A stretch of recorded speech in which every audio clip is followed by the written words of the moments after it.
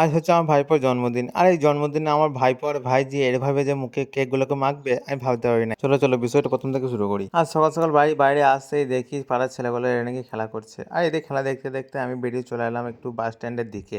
আর হ্যাঁ, বাস স্ট্যান্ডে এলে হাসুল ভাইয়ের দোকানে চা খাবো না এটা কখনো হয়? তো আমি হাসুল ভাইয়ের কাছ থেকে নিলাম একটা চা, আর চাটা খেয়ে আমি চলে এলাম বাড়ির দিকে। আর বাড়িতে আসতেই দেখি এইদিকে সামনেই ভোট আর এরা দেয়া লিখতে শুরু করে দিয়েছে। আর এসব দেখা শেষ করে আমি চলে গেলাম বাড়ির দিকে। আর বাড়িতে গিয়ে দেখি এইদিকে আমার ডাক্তার চলে এসছে। আর আমার আজকে নিবে রক্ত, কারণ একটা ব্লাড টেস্ট আছে আমার। আর এদিকে তো ছুঁচটা ভুকিয়ে টানতে লেগে গেল ব্লাড। আর ব্লাড যে কতটা নিবে আমি তো ভাই বুঝতেই পারছি, পুরো এক্সেলেন্সি কি আর বলবো। আর এদিকে সন্ধ্যা হতেই শুরু হয়ে গেল, আমার ভাইপোর বার্থডে সেলিব্রেটি শুরু হয়ে গেছে এইদিকে। আর দেখতেই পাচ্ছ কেকটা, আর আমার ভাইজি তো মানে কি বলবো, আমার ভাইপোকে দেখছে। আর এদিকে তো আমার ভাইপো তো মানে কি বলবো, খুবই খুশি, ও জন্মদিন বলে কথা আর কি। আর নিজেই বার্থডে করে মাথা খারাপ করে দিয়েছে। আর তোমরা দেখতে থাকো এই ভিডিওটা। এরপরে তো আমার ভাইপোর নিচেই নেম পড়েছে। আর কি বলবো, এই দেখো শুরু করে দিয়েছে ফু দিতে। আর ফু দিয়ে তো ও মোমবাতি তো নিমিয়ে দিল, কি আর বলবো। আর এদিকে নিজে হ্যাপি বার্থডে বলে বাপরে।